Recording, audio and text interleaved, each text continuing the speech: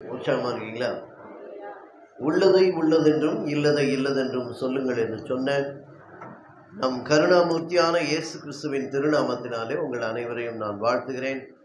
இந்த நாளிலே நாம் தெரிந்து கொள்ள எடுத்துக்கொண்ட பாடமாக ஒப்புரவாகுதல், ரிகன்சிலியேஷன், ஒப்புரவாகுதல். அந்த ஒப்புரவாகுதலின் ஊழியத்தை தான் பவுல் பெற்றுக்கொண்டதாக சொல்லுகிறார். சிலுவை மரணத்தினால் மக்களை அவர் ஒப்புரவாக்கி கொண்டார். அவர் இரத்தம் சிந்துதலினால் நாம் அவரோடு கூட ஒப்புரவாக்கப்பட்டிருக்கிறோம் என்றெல்லாம் நாம் வேதத்திலே காண்கிறோம். மத்தேயு நற்செய்தி நூலிலே 5ஆம் அதிகாரத்தில் அவர் மலையின் மேல் ஏறி, அந்த மலை பொழிவு என்று சொல்லுகிறார்களே, அந்த மலை பிரசங்கத்தை அவர் செய்தார். இந்த மலை பிரசங்கம் என்பது மிகவும் பிரசித்தி பெற்ற ஒன்று. மத்தேயு 5ஆம் அதிகாரம் தொடங்கி 7ஆம் அதிகாரம் வரை அவர் மலை பொழிவை பொழிந்தார் என்று, அது அநேகருடைய வாழ்விலே அது கிரியை செய்தது, அநேகருடைய வாழ்வை மாற்றியது. மகாத்மா காந்தி கூட தம்முடைய சாட்சியாய் சொன்னது, மலை பிரசங்கம்தான் எனக்கு மிகவும் பிடித்த, வேதாகமத்திலே பிடித்த ஒரு பாகம் என்று சொன்னார், பகுதி என்று சொன்னார். பின்பு ஏன் நீங்கள் கிறித்தவராக மாறவில்லை என்று கேட்டபோது, எனக்கு கிறித்தவம் பிடித்திருக்கிறது, கிறித்தவர்களை பிடிக்கவில்லை என்று சொன்னார். ஏனென்றால் ஒப்புரவாகுதல் இல்லாமல் கிறித்தவர்கள் வாழ்கிறார்கள். இங்கும் சாதி வேற்றுமை இருக்கிறது, ஏற்றத்தாழ்வு இருக்கிறது. ஆகையால் ஒப்புரவாகுதல் இல்லாமையினாலும் அவருக்கு மலை பொழிவை கேட்டு கிறித்தவர்கள் நடந்து கொள்ளவில்லை. ஆகையால் எனக்கு கிறித்தவம் பிடித்திருக்கிறது, மலைப்பொழிவு பிடித்திருக்கிறது, ஆனால் கிறித்தவர்களை எனக்கு பிடிக்கவில்லை, ஆகையால் நான் கிறிஸ்துவுக்குள்ளாக வரவில்லை என்று சொன்னதாக வரலாற்று செய்தி உண்டு. அப்போ இந்த சிலுவை என்பதை குறித்து உலகம் முழுவதும் இந்த காலகட்டத்திலே லெந்து நாட்கள் என்ற பெயரில் எல்லாம் அதை தியானித்து வருகிறார்கள். அந்த லெந்து நாட்கள் என்பது என்ன என்பது கூட புரியாமல் இன்றைக்கு அநேக இடங்களிலே நாம் தியானம் செய்து கொண்டிருக்கிறோம். லெந்து என்பது லென்ட் என்று ஆங்கிலத்திலே சொல்லப்படுகிறது. இந்த லென்ட் என்று சொன்னால், லென்ட் என்ற வார்த்தை அது இறந்த கால சொல். லெண்ட் என்பது நிகழ்கால சொல், பிரசன்ட் டென்ஸ். லெண்ட் என்பது கொடுப்பது, லென்ட் என்பது கொடுக்கப்பட்டது. நமக்கு ஒரு பாலகன் பிறந்தார், ஒரு குமாரன். அவர் சிலுவையில் கொடுக்கப்பட்டதை தான் நாம் இன்று கொண்டாடி கொண்டிருக்கிறோம். எதற்காக கொடுக்கப்பட்டார், ஏன் கொடுக்கப்பட்டார்? கொடுக்கப்பட்டது லென்ட், நமக்காக கொடுக்கப்பட்டவர். ஆகையால் தான் அவர் பிறந்த அன்றே இயேசு கிறிஸ்துவை குறித்த ஜாதகம் எழுதப்பட்டது. அதுதான் ஏசாயா 9:6. பிறந்தவுடனே, குழந்தை பிறந்தவுடனே ஜாதகம் எழுதுவாங்களா, அந்த மாதிரி ஏசாயா தீர்க்கதரிசி எழுதி வச்சாரு. அதுதான் அது, ஒரே வரியில் எழுதிட்டார். எப்படி எழுதினாரு? நமக்கு பாலகன் பிறந்தார், அது கிறிஸ்மஸ். குமாரன் கொடுக்கப்பட்டார், அது குட் ஃப்ரைடே. அல்லேலூயா. இதை தான் நமக்கு தெளிவாய் சொல்லப்படுகிறது. இந்த இரண்டில் எது முக்கியம் என்பதை நீங்கள் அறிந்து கொள்ளுங்கள். அவர் ரட்சிப்பை கொடுப்பதற்காக பிறந்தது பெரிதில்ல, ரட்சிப்பை கொடுப்பதற்காக மரித்தாரே, அதுதான் பெரிது. கொடுக்கப்பட்டார், லென்ட். நமக்கு ஒரு குமாரன் கொடுக்கப்பட்டார். அந்த லென்ட் என்பதை இந்த காலகட்டத்தில் நாம் கொண்டாடி கொண்டிருக்கிறோம் என்றால், அந்த கொடுக்கப்பட்ட ஆண்டவர், ஆங்கில வேதாகமத்திலே மிக அழகாக அந்த வசனம் சொல்லப்பட்டிருக்கும். For unto us a child is born, unto us a son is given. இந்த வசனத்தை நீங்கள் ஆங்கிலத்தில் எடுத்து போய் பாருங்க. ஆரம்பம் FOR என்று ஆரம்பித்து given என்று முடியும் போது எப்படி முடியும்? அது GIVEN. அப்போ என்ன அர்த்தம்? அது forgiven என்று அர்த்தம். forgiven, மன்னிப்பை தவிர வேறொன்றும் இல்லை. சிலுவையில் நாம் பெற்றுக்கொண்டது மன்னிப்பு, அவர் நமக்கு பெற்றுத்தந்தது மன்னிப்பு. அந்த மன்னிப்பு இல்லாமல் ஒப்புரவாகுதல் இல்லை. மன்னிப்பின் மூலமாகத்தான் நாம் அவரோடு ஒப்புரவாக முடியும். யாராக இருந்தாலும், நம்முடைய உறவுகளாக இருந்தாலும். இப்போ சிலுவையில் பெற்றுக்கொண்டது 2 காரியம், ஒன்று மன்னிப்பு, இன்னொன்று ஒப்புரவாகுதல். இந்த மன்னிப்பும் ஒப்புரவாகுதலையும் சிலுவை நமக்கு அடையாளப்படுத்துகிறது. எப்படி அடையாளப்படுத்துகிறது என்றால், செங்குத்தாக இருப்பதும் சமகோடாக இருப்பதும். இடை இடைக்கோடு என்று சொல்வார்களே, அது ஹரிசான்டல் அண்ட் வெர்டிக்கல். இந்த வெர்டிக்கல் என்பது செங்குத்து. சிலுவையிலே இப்படி நேர்கோடாக செங்குத்தாக ஒன்றும், இப்படி ஹரிசான்டல் என்று சொல்லக்கூடிய சமக்கோடாக ஒன்று இருக்கும். இந்த இரண்டை தவிர சிலுவை ஒன்றும் நமக்கு கற்றுத்தரவில்லை. ஒன்று வெர்டிக்கல் என்பது அவரோடு வைத்திருக்கிற உறவு, இங்கிருந்து மனிதன் அவரோடு வைக்கிற உறவு. ஆனால் இந்த சமக்கோடு என்பது நாம் ஒருவரை ஒருவர் அன்பு செலுத்த வேண்டும், ஒருவரோடு ஒருவர் மன்னிக்க வேண்டும், ஒருவரை ஒருவர் ஒப்புரவாக வேண்டும். அதுதான் கிராஸ். அப்போ இங்கிருந்து நாம் ஜெபிப்பது வெர்டிக்கல்ல மேலே போகுது, அங்கிருந்து வெர்டிக்கல்ல கீழே downward arrow. Upward arrow is prayer. மேல் நோக்கி இருக்கிற அந்த செங்குத்தான கோடு அவரை நோக்கி வேண்டுதல், அவரை நோக்கி விண்ணப்பித்தல், அவரை நோக்கி ஜெபித்தல். அந்த கீழ் நோக்கி வருகிற அந்த டவுன்வர்ட் ஆரோ, அதுதான் நமக்கு கொடுக்கப்பட்ட மன்னிப்பு, ஒப்புரவாகுதல், மலைப்பொழிவு, பிரசங்கம், புதிய கட்டளை. ஹல்லேலூயா. அந்த புதிய கட்டளை என்று வரும்போது மலையின் மேல் அவர் பள்ளத்தாக்கின் கடவுளாக இராமல் மலைகளின் கடவுளாக இருக்கிறார். ஹல்லேலூயா. மலையப்பன்னா அவர் தான், மலையான் என்றால் அவர் தான். அந்த பேர் நம்ம வச்சுக்க மாட்டோம். மலைகளின் கடவுள்னா என்ன அர்த்தம்? மலையான் என்ற அர்த்தம். அவரே மலை. ஆகையால் தான் அங்க நமக்கு வேதாகமத்திலே பல இடங்களிலே he is a rock என்று சொல்லப்படுகிறது, கண்மலை என்று சொல்லப்படுகிறது, கிறிஸ்துவே கண்மலை என்று சொல்லப்படுகிறது. அதனால மலை ஒன்றும் நமக்கு புதுசு கிடையாது. என்ன, மலை நம்மோடு கூட இருக்கிறார். ஹல்லேலூயா. மலையை நோக்கி நம்ம போக வேணாம், மலை மேலே ஏறி இறங்கணும்னு அவசியம் இல்லை, மலைக்கு போய் மொட்டை அடிக்க வேண்டாம். அவர் நமக்கு அவரே மலையாக இருக்கிறார், கண்மலை. அந்த கண்மலையாகிய கிறிஸ்து ஒரு மலையின் மேல் ஒரு பொழிவை கொடுத்தார். அதுதான் மலை பொழிவு, மலை பிரசங்கம். அதே விதமாக சீனாய் மலையிலே மோசே சென்று கட்டளைகளை பெற்றுக்கொண்டார். கட்டளைகளை பெற்றுக் கொடுத்ததும் மலை, புதிய கட்டளைகளை பிறப்பித்ததும் மலை. அங்கே மோசே, இங்கே இயேசு. மோசேவுக்கும் இயேசுவுக்கும் நல்ல ஒரு பொருத்தம் இருக்கிறது, ஒப்புமை இருக்கிறது. மோசே, இயேசு இருவருக்கும் என்ன விதமான பொருத்தம் என்று பார்த்தீர்கள் என்றால், மோசே என்ற பெயர் தண்ணீரிலிருந்து எடுக்கப்பட்டதினால் அவருக்கு மோசே. ஜீவ தண்ணீர் நானே என்று சொல்லி நம்மை சுத்திகரித்து நம்மை ரட்சகர் என்ற பெயரை பெற்றுக்கொண்டதினால் இவர் இயேசு. அவர் எங்கிருந்து? பார்வோன் மோசேக்கு பயந்தான், ஏரோது இயேசுவுக்கு பயந்தான். அவர் எகிப்தில் இருந்து அங்கே எகிப்தியரோடு இருந்தார். இவர் எகிப்தில் சிறு வயதிலே எகிப்தில் இருந்தார். அவர் எகிப்தில் இருந்து மீட்டார், இவர் எகிப்தில் இருந்து திரும்பினார். அவர் கானான் தேசத்திற்கு வழி அமைத்தார், இவர் பரம கானானுக்கு வழி கொடுத்தார்.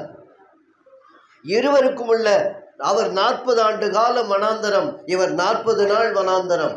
அவர் 40 நாள் உபவாசம், இவரும் 40 நாள் உபவாசம். எத்தனை பொருத்தம் என்று பாருங்கள். அவர் சிவந்த சமுத்திரத்தை 2ஆக பிரித்து கடந்தார், இவர் சமுத்திரத்தின் மேலேயே நடந்தார். ஒரு அல்லேலூயா சொல்லாமா? மோசேயை காட்டிலும் பெரிதானவர் நம்முடைய இயேசு. மோசே கொடுத்த கட்டளைகளை காட்டிலும் பெரிதான கட்டளைகள் இவர் நமக்கு கொடுத்தார். அதுதான் மலையின் மேல் கொடுக்கப்பட்ட மலை பிரசங்கம். அதுபோல இன்னொரு இவரை மோசேயை குறித்து சரியான காரியங்களை அப்போஸ்தலர் 7ஆம் அதிகாரத்தில் தான் நாம் பார்க்கிறோம். அப்போஸ்தலர் 7ஆம் அதிகாரம் 22ஆம் வசனம் என்ன சொல்லுகிறது?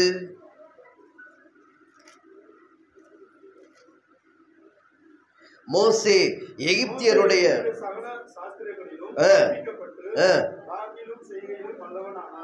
நம்ம என்ன சொல்றோம்? திக்குவாயு, அவருக்கு பேச வராது. அப்படி அல்ல. அவர் வாக்கில் வல்லமை உள்ளவர்.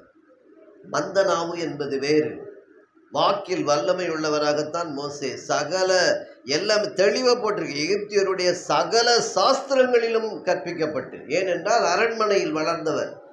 அவருக்கு எல்லா வில்வித்தையும் தெரியும், அவருக்கு வாழ் வைத்து போர் செய்யவும் தெரியும். எல்லாமே அவர் சிறந்து விளங்கியவர் தான். ஆனால் கர்த்தர் அவரை மீட்பதற்காக அங்கே தயார் செய்து வனாந்தரத்திலே கொண்டு வந்து அவரை தன்னுடைய அம்பாசிடர் ஆஃப் காட், அவருடைய தூதுவனாக மாற்றினார். அவர் எல்லாவற்றிலும் வாக்கில் வல்லவனாக இருந்தார் என்று சொல்லப்படுகிறது. மார்க்கு 6:2 இயேசு கிறிஸ்து எல்லாராலும் ஆச்சரியமாய் அவருடைய உபதேசத்தை பார்த்து ஆச்சரியப்பட்டார்கள் என்று சொல்லப்படுகிறது. அதே அப்போஸ்தலர் 7:25 தன்னுடைய கையினாலே கடவுள் தங்களுக்கு ரட்சிப்பை தருவார் என்பதை தன்னுடைய சகோதரர் அறிந்து கொள்வார்கள் என்று நினைத்தார். ஆனால் அவர்களோ அதை அறியவில்லை.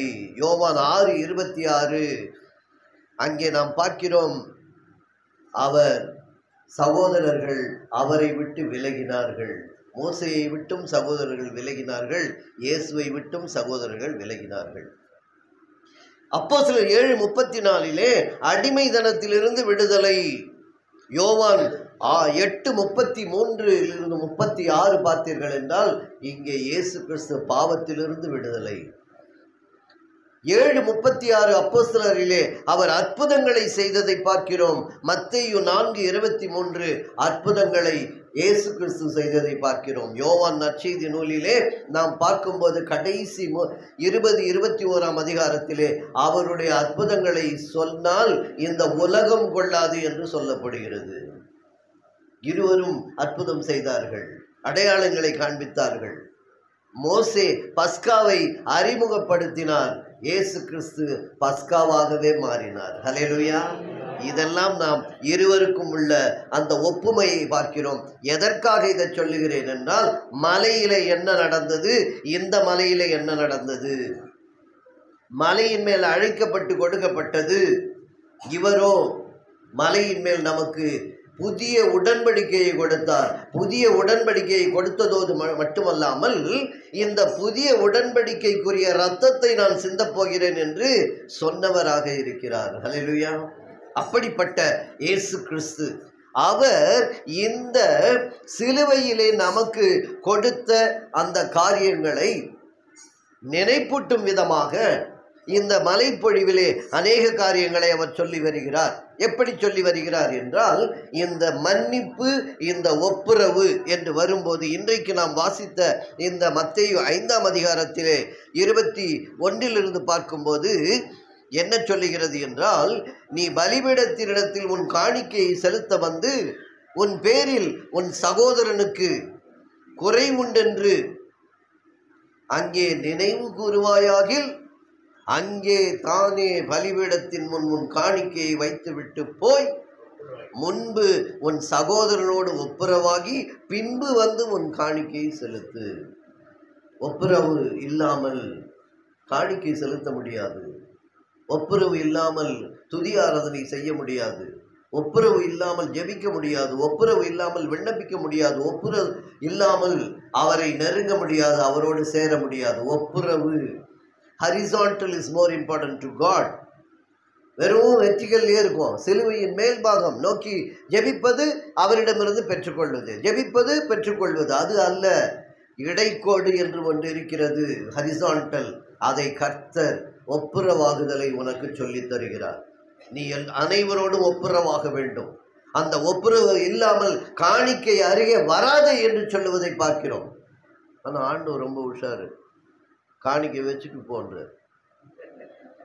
ஏன்னா நீ போயிட்டு திரும்பி கூட வரமாட்ட. சில சமயம் அங்கே போய் சண்டை இன்னும் பெருசாகி ஒரேடியாக போயிட்டினா, அதனால் எதுக்கு இதை வச்சுட்டு போ, ஒப்புரவாயிட்டினா வா, நீ கொண்டு வந்ததை நான் பெறாமல் விட மாட்டேன் என்று சொன்ன கர்த்தர். ஹல்லேலூயா. ஆகையால் தான் மார்க்கு நற்செய்தி நூலிலே பார்க்கிறோம், காணிக்கை பெட்டிக்கு அருகே அமர்ந்த கடவுள் இயேசு கிறிஸ்து எங்கே உட்கார்ந்தாரு? முக்கியமான இடத்து பக்கத்தில் உட்கார்ந்தார். அங்கே தெரிஞ்சிடும் நீ எப்படி போடுற, எங்கேருந்து எடுத்துன்னு வந்து போடுற, எந்த மனசோட போடுற, உன்னுடைய இருதயம் எவ்விதமாக இருக்கிறது, உன் கொடுப்பது என்பது என்ன எண்ணத்தில் கொடுக்கிறாய், எந்த சிந்தனையில் கொடுக்கிறாய் என்பதை கவனித்து பார்க்கிற ஒரே கர்த்தர் இயேசு கிறிஸ்து. ஹல்லேலூயா. அப்படிப்பட்ட கர்த்தர் நமக்கு கொடுக்கின்ற அந்த ஒப்புரவாகுதல் என்பது 4 காரியமாய் நாம் பார்க்கலாம். 1, பாவ அறிக்கை, கன்ஃபெஷன் ஆஃப் சின். 2, பாவ பரிகாரம், கான்ட்ரிஷன் ஃபார் சின். அடுத்து பாவத்தை விலகுதல், away from sin, avoid the சின். அடுத்து பாவத்தில் விடுதலை, அப்சல்யூஷன் ஃப்ரம் சின். தான் 4 காரியங்கள் ஒப்புரவாகுதலுக்கு.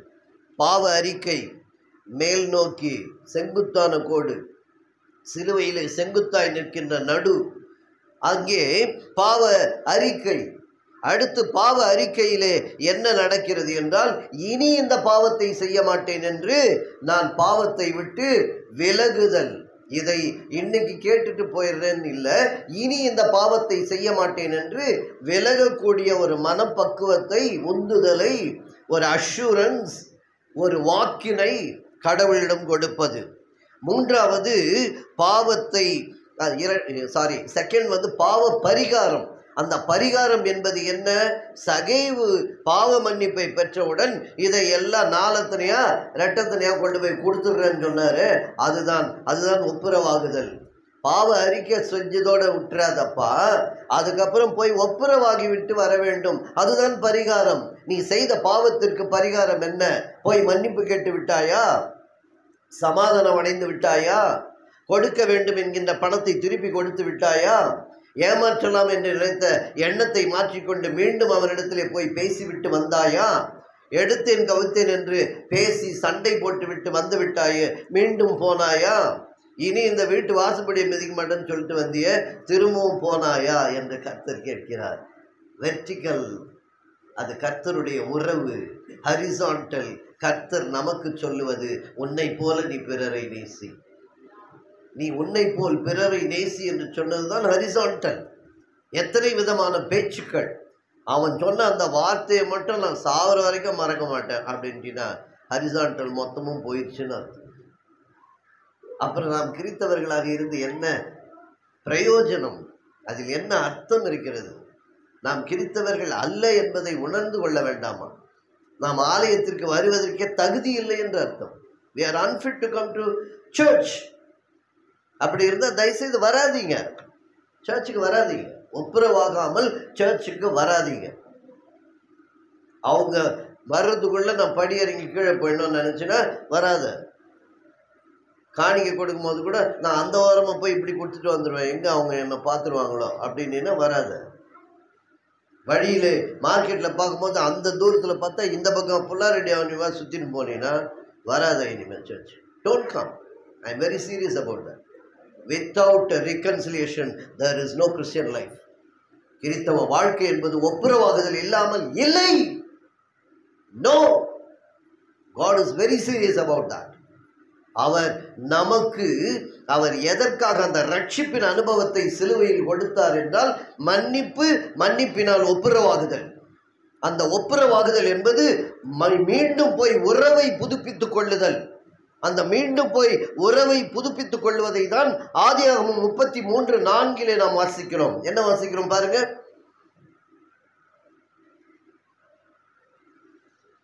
ஆதியாகமம் 33:4.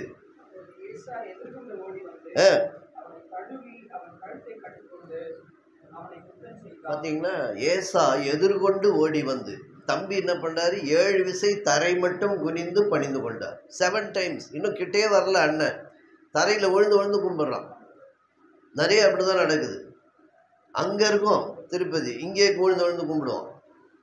அந்த மாதிரி அம்மா ஹெலிகாப்டரில் போவாங்க, அவன் இங்கே விழுந்து கும்பிட்டான் இல்லையா, அந்த மாதிரி. அது அல்ல கர்த்தர் அப்படி. ஏனென்றால் உன் வழியிலே எப்பொழுது பயம் என்றால் மடியிலே கனம். ஏனென்றால் யாக்கோபுக்கு மடியிலே கனம், ஏசாவை கண்டு பயம். ஆனால் ஏசா ஓடி வந்து கழுத்தை கட்டி கொண்டு முத்தம் செய்தான். எபிரேயருடைய வழக்கம், அது கலாச்சாரம். அது எப்படி என்றால் கழுத்தை கட்டி கொண்டு முத்தம் செய்வது. கழுத்தை கட்டி கொண்டு என்பது அது மன்னிப்பு, முத்தம் செய்வது என்பது அன்பு. இந்த மன்னிப்பும் அன்பும் இல்லாமல் ஒப்புரவாகுதல் இல்லை. அதை தான் ஏசா அங்கே செய்தான். ஏசா செய்ததை இயேசு கிறிஸ்து தன்னுடைய ஓமையிலே சொல்லுகிறார். லூக்கா 15:20 பார்த்தீர்கள் என்றால், லூக்கா 15:20.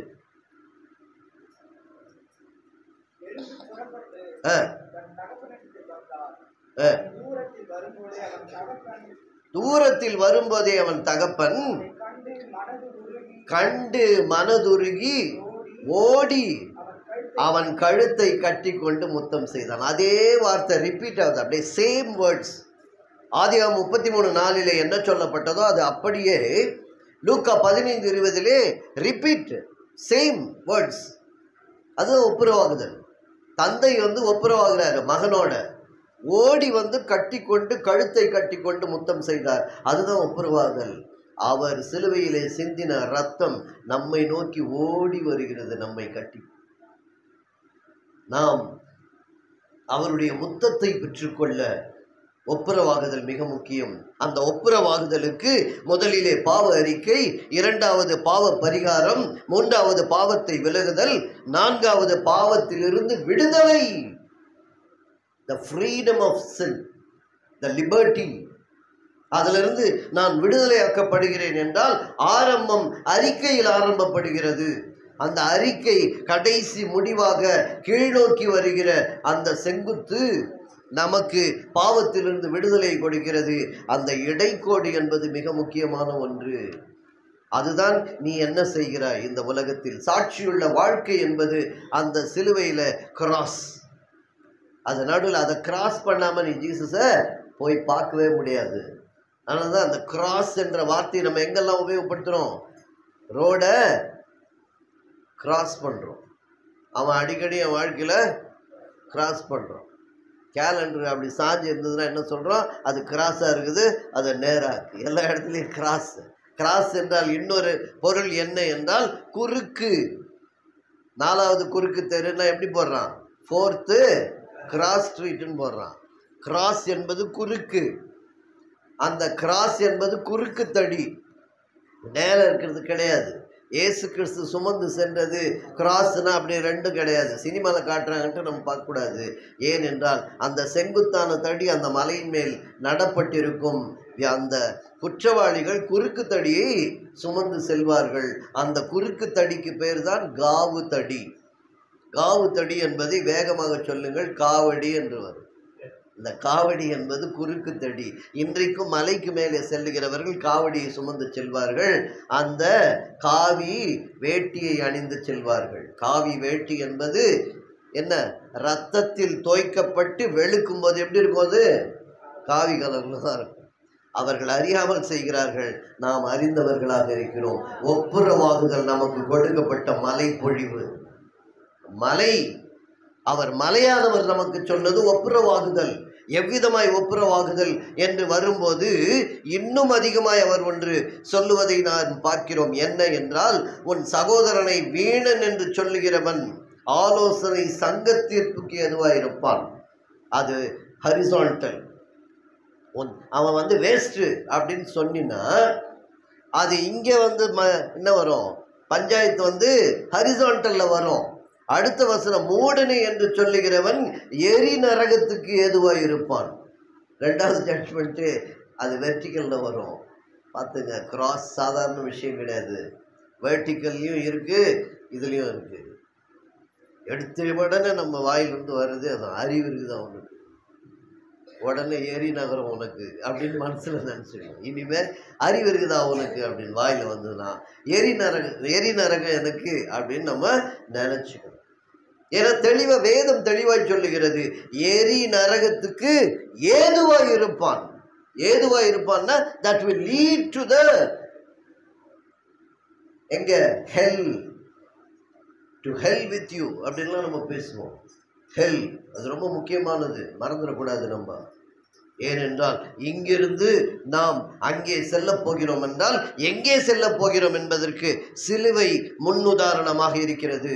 அப்போ மன்னிப்புக்கும் ஒப்புரவாகுதலுக்கும் உள்ள வித்தியாசம் என்ன, இதற்கும் அதற்கும் என்ன சம்பந்தம் இருக்கிறது என்று பார்த்தால் அந்த டிஃப்ரென்ஸ் என்னன்னு பார்த்தீங்கன்னா, ஒப்புரவாகாமல் மன்னிக்க முடியும், மன்னிக்காமல் ஒப்புரவாக முடியாது. ஒப்புரவாகாமல் மன்னிக்க முடியும். வீட்டில் இருந்துட்டு நான் அவனை மன்னிச்சிட்டேன் போய் சொல்லுங்க, ஒப்புரவாகுதல் அல்ல. நீ அவன் வீடு தேடி சென்று ஒப்புரவாகுவது அதுதான். ஆகையால் மன்னிப்பு என்பது அதற்கு அது ஒருவர் சம்பந்தப்பட்டது, ஒப்புரவாகுதல் இருவர் சம்பந்தப்பட்டது. மன்னிப்பு என்பது என்ன பண்ணுவோம், நம்ம இங்கிருந்தே மன்னிச்சிட்டோம், எனக்கு தெரியுங்க, என் மனசாட்சி தெரியும், நான் அவனை மன்னிச்சிட்டேன், அது அல்ல. ஒப்புரவாகுதல் இருவர் சம்பந்தப்படுவது, இருவரும் சந்திக்க வேண்டும், இருவரும் கட்டி தழுவி முத்தம் செய்ய வேண்டும். அதுதான் ரொம்ப முக்கியம். ஆகையால் இந்த ஒப்புரவாகுதல் சிலுவையிலிருந்து நமக்கு கொடுக்கப்படுகிறது என்பதை நாம் மறந்துவிடக் கூடாது. மன்னிக்காமல் ஒப்புரவாக முடியாது. இதை நாம் அறிந்து கொள்ள வேண்டும். இந்த 8 விதமான பாக்கியவான்கள் என்று சொல்லக்கூடிய ஆசீர்வாதத்தை இந்த மலைப்பொழிவு ஆரம்பத்திலேயே சொல்லிவிட்டுத்தான் இதையெல்லாம் விளக்குகிறார். யாரெல்லாம் பாக்கியவான்கள், எப்படியெல்லாம் பாக்கியம் வரும், எதை செய்தால் பாக்கியம் உள்ளவர்களாக இருப்பீர்கள் என்று அந்த 8 beatitudes என்று சொல்வார்கள். அந்த beatitude நான் அது கூட யோசித்தேன், பி ஆட்டிடியூட் அப்படின்னு ஒரு வேளை இருக்கா அப்படி, அது அல்ல, அர்த்தம் அப்படி அல்ல. ஆனால் அதை ப்ரொனவுன்ஸ் பண்ணுறது வந்து பி ஆட்டிடியூட் என்று சொல்வது, சிலர் பீட்டிடியூட் என்று சொல்வார்கள். அது என்ன என்றால், அது இந்த 8 காரியங்களை எளிமை உள்ளவர்கள் பாக்கியவான்கள், துயரப்படுகிறவர்கள் பாக்கியவான்கள், லைனாக சொல்கிறாரு. அந்த 8 விதமான மலைப்பொழிவை சொல்லிவிட்டு அதற்கு பின்பாகத்தான் இதெல்லாம் ஒன்று ஒன்றா சொல்லிட்டு வர்றார்.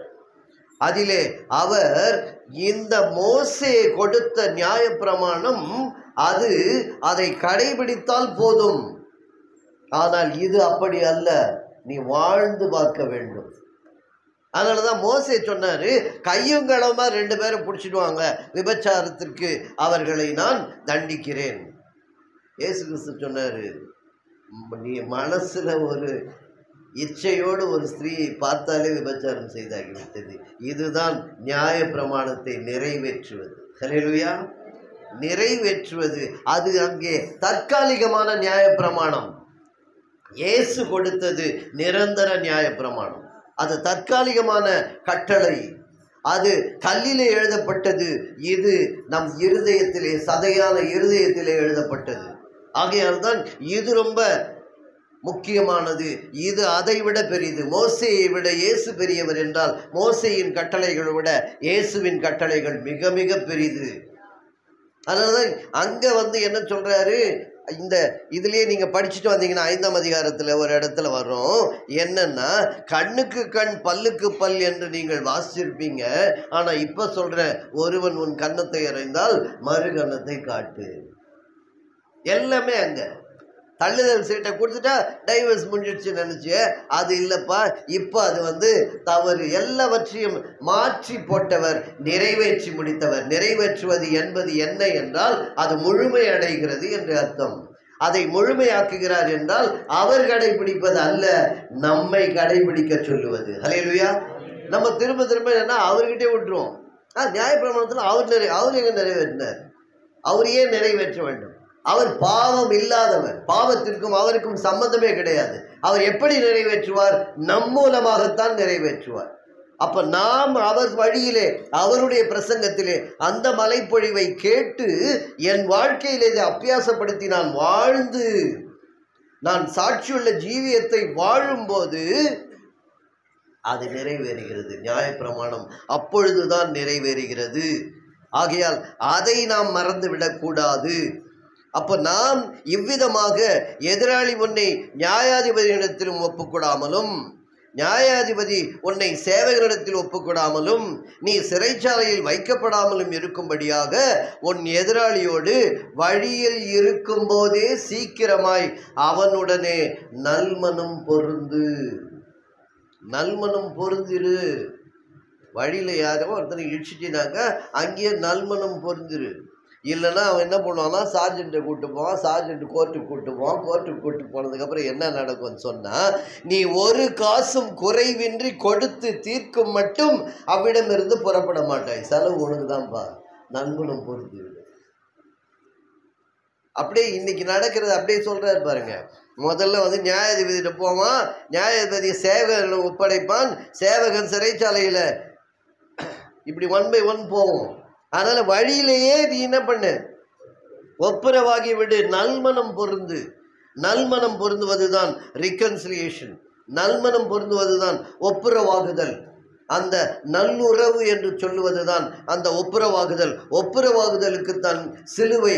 அந்த சிலுவை என்பது வெர்டிக்கல் அண்ட் ஹரிசான்டல்.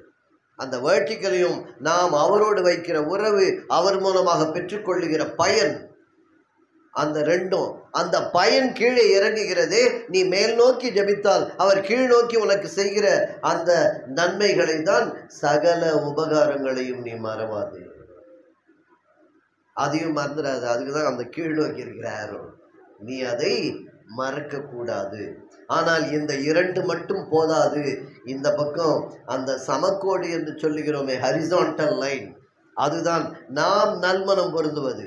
என் குடும்பத்தாரோடு, என் உறவினரோடு, என் நண்பர்களோடு, என்னுடைய மகனோடு, மகளோடு, கணவனோடு, மனைவியோடு என்று நல்மனம் பொருந்துவது தான் அந்த ஹரிசான்டல். அந்த ஹரிசான்டல் இல்லைன்னா கிறிஸ்தவ வாழ்க்கை என்பது இல்லை.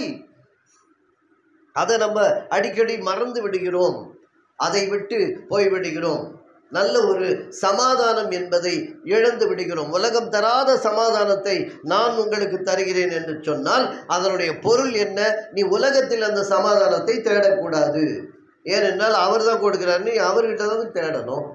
அவரிடம் தேட வேண்டும் என்றால் அவர் இதை சொல்லுவார், நீ ஒப்புரவாகுதலுக்கு வா, நீ ஒப்புரவாக வேண்டும்.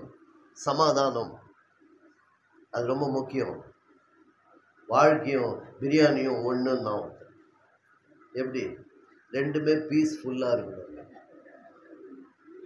அப்போ தாங்க அது அப்படியா பீஸ்ஃபுல்லாக இருக்கணும்னாக்கா நமக்கு தெரிஞ்சது வெறும் இந்த பீஸ் தான்.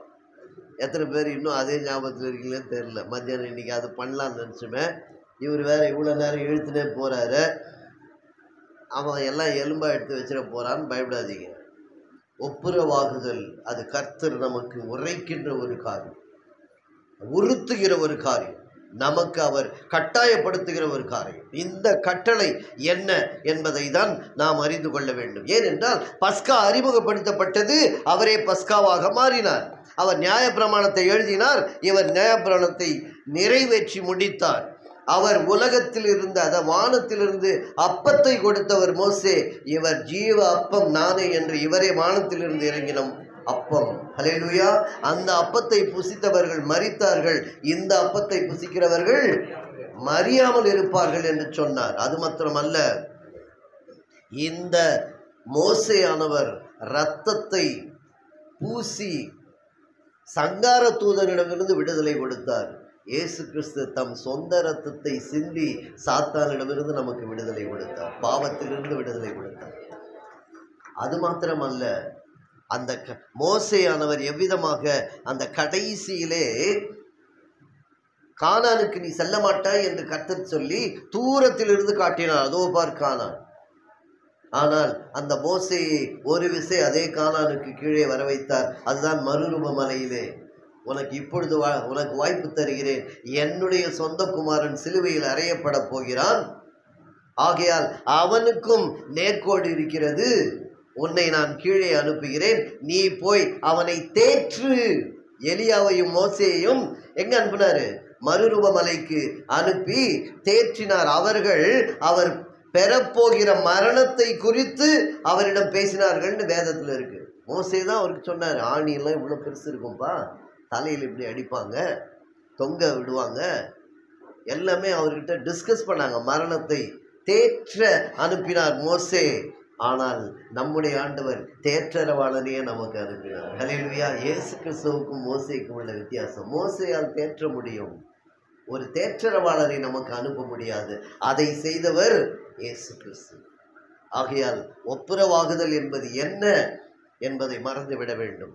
கோபத்திலே பேசுவது, உடனே என்று சொன்னாலே கொலை செய்தாகிவிட்டது. கொலை செய்யாதிருப்பாயாக என்று நீ என்பதும், கொலை செய்பவன் நியாயத்திற்கு ஏதுவாய் இருப்பான் என்பதும் பூர்வத்தாருக்கு உரைக்கப்பட்டது. பழைய கதை அது, உங்க தாத்தா பாட்டிக்கு சொன்னதுப்பா.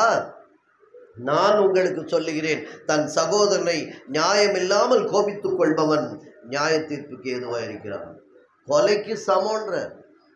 அவனாவது கொலை செஞ்சாதான் 10 கற்பனை, விபச்சாரம் செய்தால்தான், எல்லாமே செஞ்சாதான். இங்கே அப்படி இல்லை, செய்யாம உன் மனதிலே நினைத்தாலே முடிந்து விட்டது என்று சொல்லுகிற புதிய கட்டளையை நமக்கு மலையிலே அவர் பொழிந்தருளினார். ஹல்லேலூயா. அப்படிப்பட்ட அந்த பொழிவு நம் வாழ்க்கையிலே எவ்விதமாய் அதை அபியாசப்படுத்துகிறோம், எவ்விதமாக நாம் அதை கடைபிடிக்கிறோம், அது ரொம்ப முக்கியம் இல்லையா? என்னென்ன பேச்சு பேசுகிறோம், எவ்வளவு.